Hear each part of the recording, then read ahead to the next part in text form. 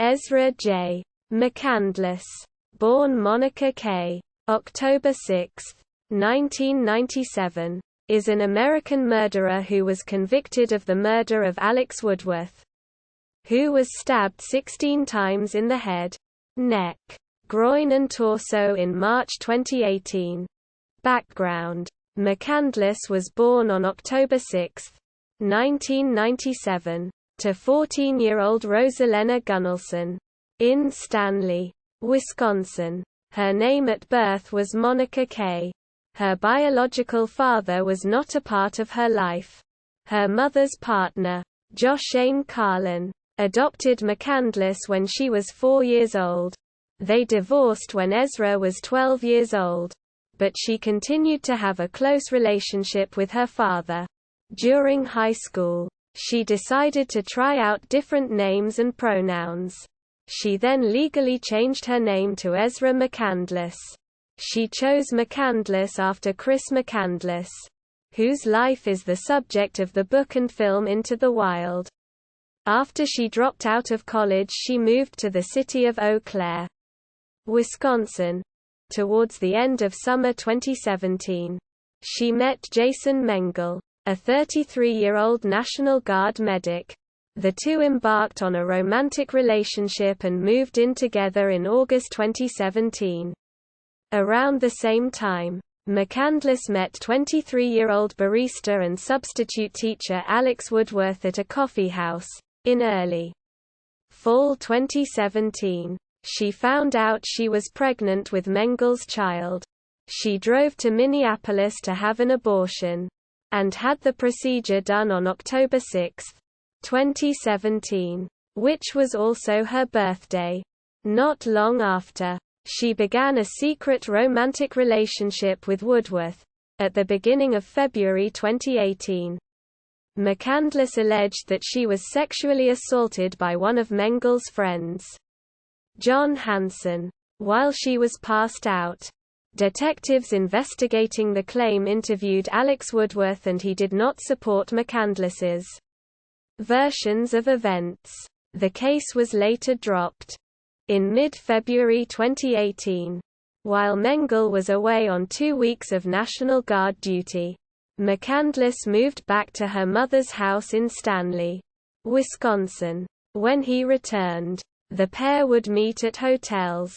During one of the hotel stays, Mengel read messages on McCandless's phone and found out about her relationships with both Woodworth and Hansen, of which she claimed the latter was an assault. Mengel confronted both Hansen and Woodworth. There was a public argument with the three over the alleged assault and relationships at a Racy's coffee shop in Eau Claire.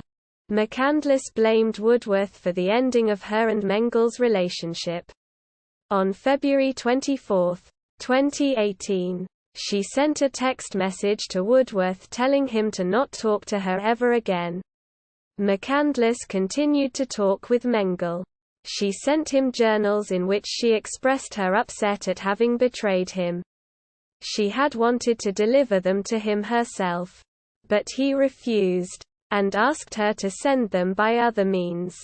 Murder. On March 22, 2018, McCandless turned up unannounced and saw ex-boyfriend Jason Mengel at Racy Delene's Coffee Lounge in Eau Claire. She was seen on the coffee shop's security footage. Mengel later mentioned that McCandless had seemed agitated. McCandless left the coffee shop and went to visit Woodworth at his house, as she claimed she had some items to return to him. Mengel said that he felt there was something odd about the way she was acting and things she had said. Mengel rode his bike to Woodworth's house in an attempt to find McCandless and spotted her 2003 Chevy Impala outside, the car's engine still running. While waiting for McCandless, he was seen outside pacing back and forth by a passerby, who thought it looked suspicious and phoned the police. After waiting for around 45 minutes, Mengel went inside the house without knocking. He stated that he found McCandless and Woodworth in the middle of a conversation. He walked back outside to wait for them to finish talking and was met by the Eau Claire police. Mengel explained to the officers that he was there because he was concerned about McCandless, as she was not acting like herself. In police cam footage, an officer can then be seen speaking to Woodworth outside of his house, who is standing next to McCandless's car. McCandless was sitting in her car in the driver's seat, but is not visible in the video. At about 1:05 p.m. Satisfied that there was not a problem, the officers and Mengel left.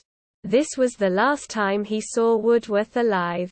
A few hours later, about 4:15 p.m., McCandless knocked on the door of dairy farmer Don Sipple in Spring Brook, near Eau Claire. She was covered in mud, blood and bruises, and barefoot. She asked for a doctor.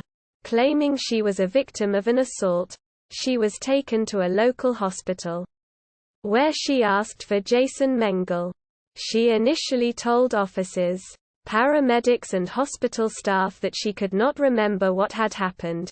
Detectives were unable to find Woodworth that night. The next day, while searching around the dairy farm, officers saw bloody footprints on the ground.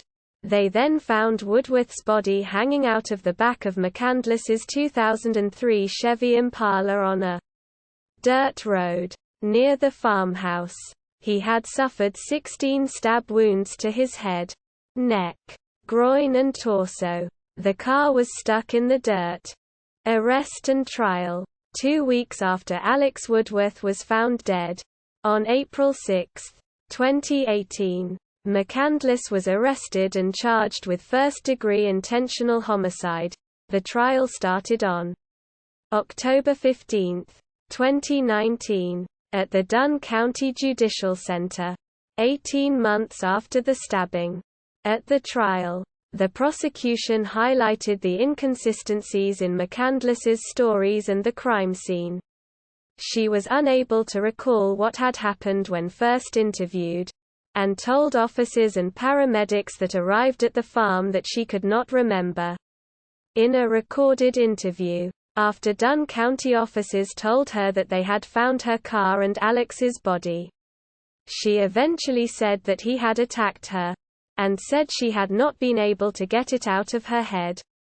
She claimed he had also carved "boy" into her arm, which she later admitted was her own doing. She changed her story of the attack from when she was first interviewed to the trial. She initially stated, "And I cut my hand, because I kept trying to grab him. And then I finally got free. And I finally got the knife away from him." She later said at the trial, "I decided then to knee him in the groin. And he drops the knife at that point. Instantly, I grabbed the knife. I started stabbing him anywhere and everywhere I could." McCandless claimed that Woodworth had attacked her in the back seat of her car.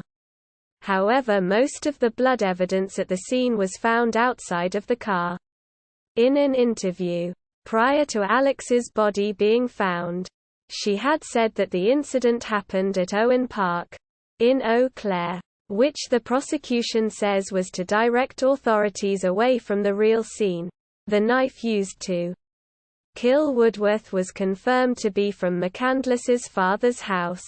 Her father, Joshane, stated at the trial he had previously given his daughter knives.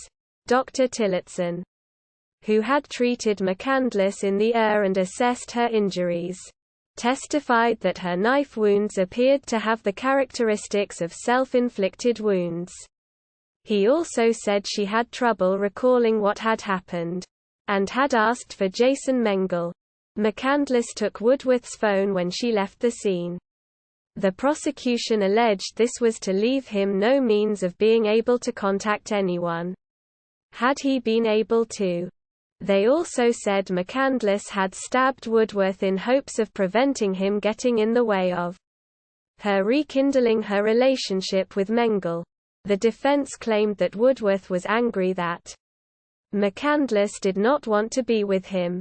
Her defense attorney stated that she was fighting for her life after Woodworth forced himself upon her and then attacked her.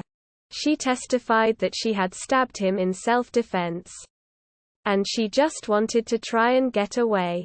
Conviction and sentencing. On November 1, 2019, McCandless was convicted of stabbing to death 24-year-old Woodworth. She was held at Dunn County Jail in Menominee, Wisconsin until her sentencing date. On February 7, 2020, McCandless was sentenced to life in prison, with eligibility for parole after 50 years, for the first-degree intentional homicide of Alex Woodworth. McCandless's mother, Rosalena Gunnelson, pleaded with the court to grant her daughter the possibility to petition for parole after 20 years. Woodworth's aunt, Crystal Hall, said in her impact statement at the sentencing, "Throughout the trial we never saw any sign of sadness, shame, compassion, or the slight bit of remorse for what you had done." She is currently incarcerated at Taycheedah Correctional Institution in Fond du Lac, Wisconsin. References